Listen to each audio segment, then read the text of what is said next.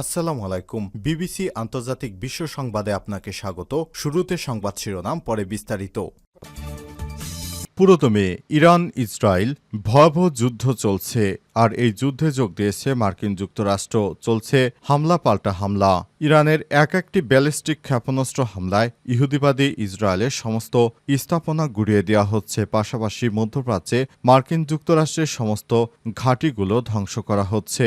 আর এরই মাঝে আমাদের হাতে এসেছে এই যুদ্ধের সর্বশেষ গুরুত্বপূর্ণ সবথেকে তাজা আপডেট সংবাদ। প্রথমে আপনাদের জানাবো, ইসরায়েলে ক্ষেপণাস্ত্র হামলা চালানোর পর যুদ্ধবিরতি কার্যকর বলছে ইরান।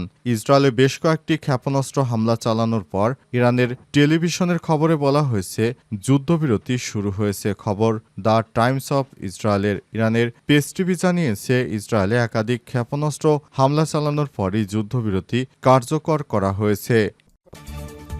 এরপর জানাবো, যুদ্ধবিরতি কার্যকর, দয়া করে এটি লঙ্ঘন করবেন না বললেন ডোনাল্ড ট্রাম্প। মার্কিন প্রেসিডেন্ট ডোনাল্ড ট্রাম্প বলেছেন, ইরান ও ইসরায়েলের মধ্যে যুদ্ধবিরতি কার্যকর হয়েছে, দয়া করে এটি লঙ্ঘন করবে না। আজ ট্রাম্প তার নিজস্ব সামাজিক যোগাযোগ মাধ্যম ট্রুথ সোশ্যালে এই তথ্য জানিয়েছে। খবর দ্য টাইমস অফ ইসরায়েলের। এদিকে ট্রাম্পের যুদ্ধবিরতির প্রস্তাব মেনে নিল ইহুদিবাদী ইসরায়েল। মার্কিন প্রেসিডেন্ট ডোনাল্ড ট্রাম্পের দেয়া ইরানের সঙ্গে যুদ্ধবিরতির প্রস্তাব মেনে নেওয়ার বিষয়টি নিশ্চিত করেছে ইসরায়েল সরকার। এক বিবৃতিতে জানিয়েছে, যুদ্ধবিরতি লঙ্ঘন করা হলে ইসরায়েল এর কঠোর জবাব দেবে। এবারে জানাবো, ইসরায়েলে হামলায় তেহরানের পরমাণু বিজ্ঞানী নিহত। ইরানের রাজধানী তেহরানে ইসরায়েলের হামলায় আরও একজন পরমাণু বিজ্ঞানী নিহত হয়েছে।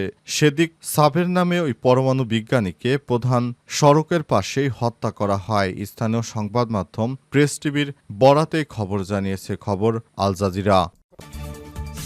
ইসরায়েলে ক্ষেপণাস্ত্র হামলা চালানোর পর যুদ্ধবিরতি কার্যকর বলছে ইরান। ইসরায়েলে বেশ কয়েকটি ক্ষেপণাস্ত্র হামলা চালানোর পর ইরানের টেলিভিশনের খবরে বলা হয়েছে যুদ্ধবিরতি শুরু হয়েছে। খবর দ্য টাইমস অফ ইসরায়েলের। ইরানের পেস টিভি জানিয়েছে, ইসরায়েলে একাধিক ক্ষেপণাস্ত্র হামলা চালানোর পরই যুদ্ধবিরতি কার্যকর করা হয়েছে। ইসরায়েলের প্রতিরক্ষা বাহিনী জানিয়েছে, ইরানের চালানো ক্ষেপণাস্ত্রের অধিকাংশই ভূপাতিত করা হয়েছে। তবে এর মধ্যে একটি ক্ষেপণাস্ত্র বীরশেবাতে একটি ভবনে আঘাত হানে। এতে 4 জন ইহুদি নিহত এবং আরও কয়েকজন আহত হয়েছে। এদিকে ইরানের এমন মন্তব্যের বিষয়ে কোনো প্রতিক্রিয়া জানায়নি ইসরায়েলের প্রধানমন্ত্রী দপ্তর। দখলদার যুক্তরাষ্ট্রের মধ্যস্থতায় এবার ইরানের সঙ্গে যুদ্ধবিরতি কার্যকর হয়েছে। ইরান সরাসরি ইহুদিবাদী ইসরায়েল ও মার্কিন যুক্তরাষ্ট্রের বিভিন্ন স্থাপনায় একে একে আঘাত হানে। এর পরই শুরু হয়েছে যুদ্ধবিরতি। কোনোভাবে ইহুদিবাদীরা ইরানের সঙ্গে পেরে উঠছিল না। সর্বশেষ তারা যুদ্ধবিরতি দিয়ে তাদের এই পতনকে ঠেকিয়েছে। তাদের এই পতন ঠেকানোর ফলে ইহুদিবাদী ইসরায়েল বর্তমানে খুবই করুণ পরিস্থিতির মধ্যে রয়েছে। ইহুদিবাদী ইসরায়েল কোনোভাবে আর পশ্চিমাদের কাছ থেকে সহায়তা পাচ্ছে না শেষ পর্যন্ত। তাই যুদ্ধবিরতিতে সম্মতি হয়েছে। যদি যুদ্ধবিরতিতে সম্মতি না হতো, এতক্ষণে ইহুদিবাদী ইসরায়েলকে সবকিছু ধ্বংস করে দিত ইরান। ইরানের একটি ক্ষেপণাস্ত্র হামলায় ইহুদিবাদী ইসরায়েলের অবস্থা খুবই শোচনীয় পর্যায়ে চলে এসেছে। যুদ্ধবিরতি কার্যকর, দয়া করে এটি লঙ্ঘন করবেন না বললেন ট্রাম্প। মার্কিন প্রেসিডেন্ট ডোনাল্ড ট্রাম্প বলেছেন, ইরান ও ইসরায়েলের মধ্যে যুদ্ধবিরতি কার্যকর হয়েছে, দয়া করে এটি লঙ্ঘন করবেন না। আজ ট্রাম্প তার নিজস্ব সামাজিক যোগাযোগ মাধ্যম ট্রুথ সোশ্যালে এই তথ্য নিশ্চিত করেছে। খবর দ্য টাইমস অফ ইসরায়েলের। তিনি আরও বলেছেন, যুদ্ধবিরতি কার্যকর হয়েছে, দয়া করে এটি লঙ্ঘন করবেন না।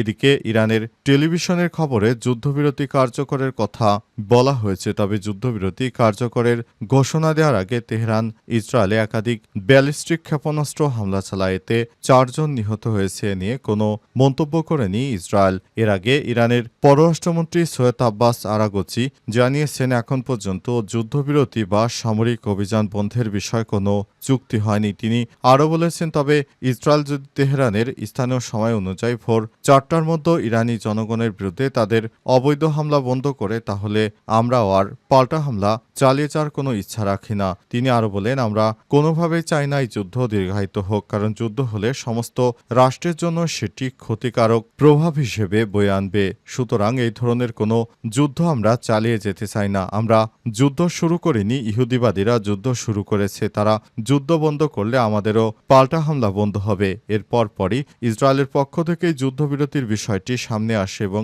ট্রাম্প এই যুদ্ধবিরতির ঘোষণা করেছেন। ট্রাম্পের যুদ্ধবিরতি প্রস্তাব মেনে নিল ইসরায়েল।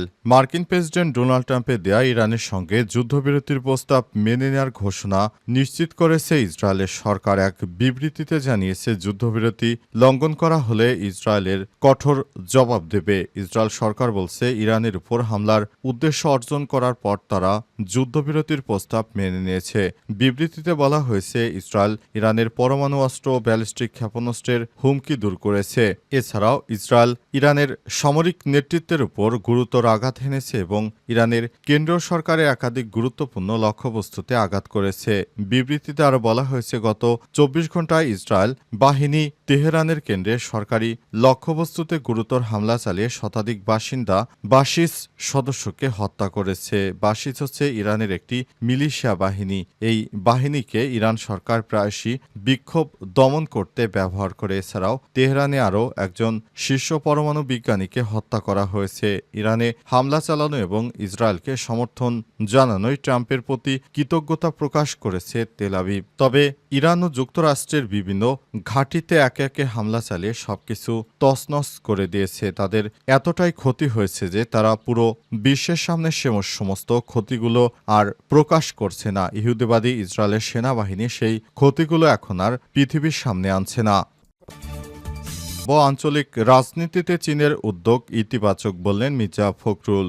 আঞ্চলিক রাজনীতিতে চীনের নেতৃত্বের উদ্যোগকে ইতিবাচক আখ্যায়িত করেছে বিএনপির মহাসচিব মির্জা ফখরুল ইসলাম আলমগীর। একই সঙ্গে ইতিবাচক এই উদ্যোগের পরিধি বাড়িয়ে বহু পাক্ষিক করার আশা প্রকাশ করেছেন তিনি। আজ চীনের পিপলস গ্রেট হলে অনুষ্ঠিত দ্বিপাক্ষিক বৈঠকে তিনি এসব কথা বলেছেন। বিএনপির মিডিয়া সেলের সদস্য সাইরুল কবির খান সাংবাদিকদের এই তথ্য নিশ্চিত করেছেন।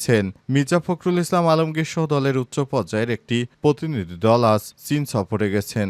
আঞ্চলিক রাজনীতি এমন একটি জিনিস যেখানে মার্কিন যুক্তরাষ্ট্র যেভাবে ইহুদিবাদী ইসরায়েলকে সহায়তা করে ইরানকে নাস্তানাবুদ করতে চেয়েছিল, তেমনি ভারতকে নাস্তানাবুদ করতে বাংলাদেশের অবশ্যই চীনের সহায়তা প্রয়োজন।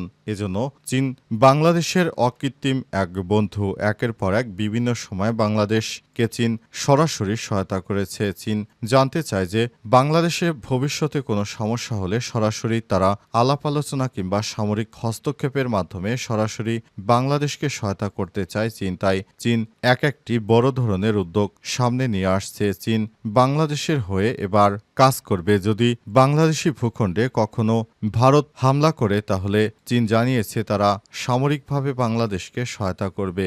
একের পর এক এভাবে চলতে থাকলে বাংলাদেশ আগামীতে চীনের মাধ্যমে ভালো দক্ষতা অর্জন করতে পারবে। পাশাপাশি চীন পুরো বাংলাদেশকে ভবিষ্যতে যেন আরও ভালো পর্যায়ে নিয়ে যেতে পারে সেই ধরনের ইঙ্গিত দিয়েছে চীন। তাই বিএনপির নেতৃত্ববৃন্দ এবার চীন সফরে গেছে।